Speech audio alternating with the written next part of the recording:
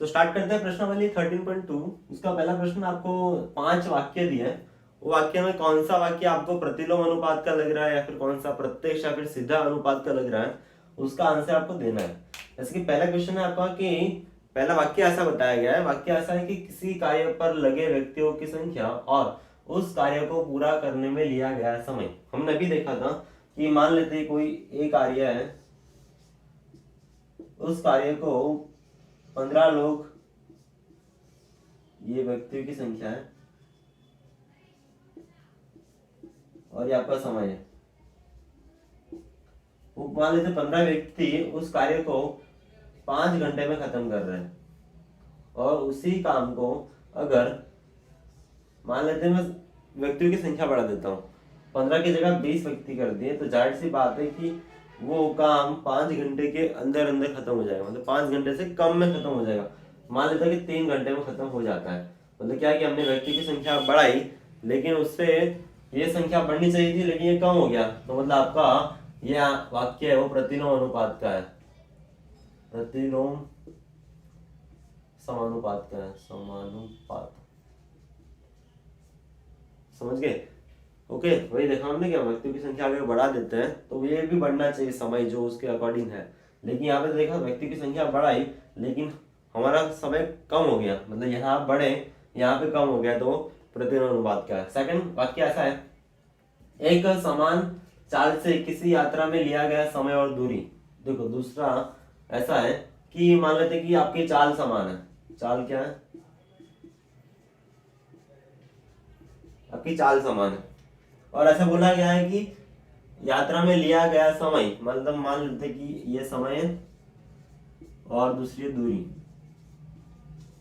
अगर मान लेता हूं मैं 5 घंटे में आपने 5 किलोमीटर की दूरी तय की है, 5 घंटे में 5 किलोमीटर, क्यों? चाल समान है, मतलब ये आपका समान है, मतलब ये चाल आपकी बढ़ने वाली नहीं घटने वाली एक ही है। मतलब 5 घंटे में आपने 5 किलोमीटर जितना डिस्टेंस तय किया है, तो 6 घंटे में जाहिर सी बात है 5 किलोमीटर से ज्यादा तय करेंगे। मतलब मान लेता हूँ 7 किलोमीटर तय किया, मतलब 5 घंटे में 5 किलोमीटर तय किया, तो 6 घंटे में 7 किलोमीटर तय किया, मतलब बढ़ा। देखो यहाँ बढ़ा है तो यहाँ बढ़ गया, मतलब आपका जो सेकंड वाक्य है वो प्रत्यक्ष या फिर सीधा अनुपात का है, प्रत्यक्ष या फिर सीधा भी कह सकते हो उसको, सीधा समानुपात। तीसरा है, खेती की गई भूमि का क्षेत्रफल और काटी गई फसल। तीसरा क्या, खेती की गई भूमि का क्षेत्रफल, मतलब यहाँ भूमि का क्षेत्रफल और सामने फसल, फसल देखते हैं। मतलब मान लेते कि डायग्राम समझते हैं, मान लेते कि इतनी जमीन में आपने खेती की थी, तो इतनी जमीन में से उतना ही फसल निकलेगा। मतलब मान लेते कि ये 3/3 का है, मतलब 3/3 मतलब 9 सेंटीमीटर स्क्वायर मान लेते हैं कि इतना क्षेत्रफल में से मान लेते कि 15 kg जितना कुछ मिला है। अगर मैं यहाँ पे इस तरफ एक और इस तरफ एक, मतलब ये 4/4 का हो गया, मतलब 16 सेंटीमीटर स्क्वायर क्षेत्रफल बढ़ गया। तो जाहिर सी बात है इतना जो बड़ा है वो मान लेते कि वो 5 kg जितना बड़ा है, तो 20 kg जितना उसने फसल उगाया है। मतलब क्या हुआ, क्षेत्रफल अगर बढ़ाया हमने तो फसल भी सामने बढ़ी है, तो मतलब ये भी हमारा प्रत्यक्ष या फिर समानुपात कह सकते हो उसको, प्रत्यक्ष या सीधा समानुपात का है।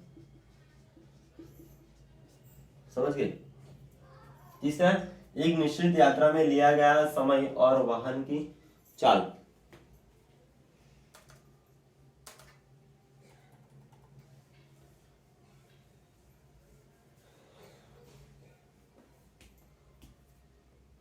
प्रश्न नंबर वाक्य नंबर 3 चौथा ऐसा है कि एक निश्चित यात्रा में, मतलब यात्रा आपको पता है कि निश्चित है, मतलब मान लो कि यहाँ से आप ना कोई फिक्स डेस्टिनेशन पे जा रहे हो, सिर्फ जगह पे जा रहे हो, तो आपको पता है कि वही जाना है। आपको ऐसा बोला नहीं गया है कि आपको चाल एक जैसी रखनी है या फिर बढ़ा सकते हैं फिर कम कर सकते हैं, ऐसा कुछ बोला नहीं है। तो अगर मैं चाल ज्यादा कर लूँ, जैसे कि मान लेते कि हम 5 किलोमीटर प्रति घंटे की रफ्तार से जा रहे हैं, मतलब आपने 1 घंटे में आप 5 किलोमीटर जितना तय कर रहे हो, अंतर तय कर रहे हो। अगर मैं वो 5 किलोमीटर को बढ़ा के मतलब 7 किलोमीटर 8 किलोमीटर कर दूं, तो आप कम समय में, मतलब एक ही घंटे में ज्यादा समय ज्यादा दूरी तय कर सकते हैं। वैसे अगर मान लेते हैं कि आपका चाल है ना 5 किलोमीटर प्रति घंटा, मतलब आपने 1 घंटे में 5 किलोमीटर तय किया है। अगर मैं मतलब आपने एक चलो आपकी चाल इतनी है तो आपको समय लग रहा है 5 किलोमीटर प्रति घंटे की रफ्तार से जा रहे हो, एक जगह पे जाना है आपको, तो आपको समय लग रहा है, मान लेते हैं कि 8 घंटे लग रहे हैं। आपको जहाँ जाना है वहां पे पहुंचने के लिए आपको 8 घंटे लगने चाहिए। अगर चाल उड़ा देता हूँ, चाल मतलब मैंने कर ली 10 किलोमीटर प्रति घंटा कर ली, तो आप 8 घंटे से कम समय में आप पहुंच जाएंगे अपनी जगह पे। 8 घंटे से मतलब घट के मान लेता हूँ मैं 6 घंटे में आप पहुंच जाएंगे। मतलब क्या क्या मैंने यहाँ पे चाल बढ़ा दी, तो वो समय भी बढ़ना चाहिए, लेकिन वो समय तो कम हो गया, इसलिए ये भी कौन सा हमारा फर्स्ट जैसा मतलब प्रतिलोम समानुपात है, प्रतिलोम समानुपात। और लास्ट वाक्य ऐसा है कि किसी देश की जनसंख्या और प्रति व्यक्ति भूमि का क्षेत्रफल, यहां पे कर लेते हैं। क्या बोला है? देश की जनसंख्या और प्रति व्यक्ति, चलो मान लेता हूं कि जनसंख्या इस तरफ है और प्रति व्यक्ति मतलब एक व्यक्ति को मिला क्षेत्रफल इस तरफ है, ये प्रति व्यक्ति है, एक व्यक्ति के लिए मान लेते जनसंख्या हमारी 6 लाख जितनी है, ऐसा तो बहुत ज्यादा है, लेकिन 6 लाख मानते हैं कि 6 लाख अगर होगी तो मान लेता हूँ कि किसी एक व्यक्ति को, मतलब ये 6 लाख में से हर एक व्यक्ति को 5 सेंटीमीटर स्क्वायर जितनी जमीन मिलेगी। 6 लाख अगर जनसंख्या होगी तो प्रति व्यक्ति को 5 सेंटीमीटर स्क्वायर क्षेत्रफल जितनी जगह मिलेगी। अगर मैं चलो मान लेते कि जैसे टाइम आगे बढ़ता गया वैसे जनसंख्या बढ़ गई, मतलब वैसे बढ़ ही रही है, लेकिन जनसंख्या 6 लाख से बढ़ के मान लेते 10 लाख हो गई। 10 लाख अगर हो गई, देखो जनसंख्या तो बढ़ रही है लेकिन क्षेत्रफल उतना ही है, जगह उतनी है हमारे पास। पृथ्वी पे रहने वाले मतलब जितने भी जीव रह रहे हैं उनके लिए फिक्स जगह है, ऐसा नहीं कि हर साल हम एक ही जगह बढ़ाते जा रहे हैं, जैसे जनसंख्या बढ़ रही है वैसे ही, लेकिन क्षेत्रफल उतना ही है हमारे पास।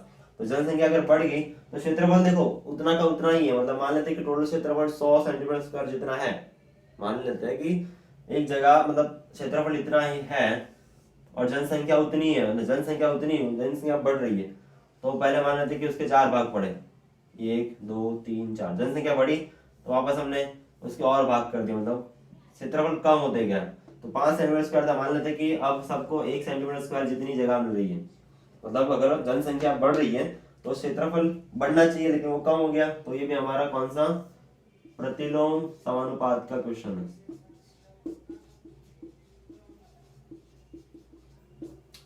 समझ गए आप लोग कि मतलब जैसे कि अगर कोई क्वांटिटी कोई राशि अगर बढ़ रही है तो दूसरी राशि भी बढ़नी चाहिए, अगर वो बढ़ रही है तो वो सीधा या फिर प्रत्यक्ष समानुपात है।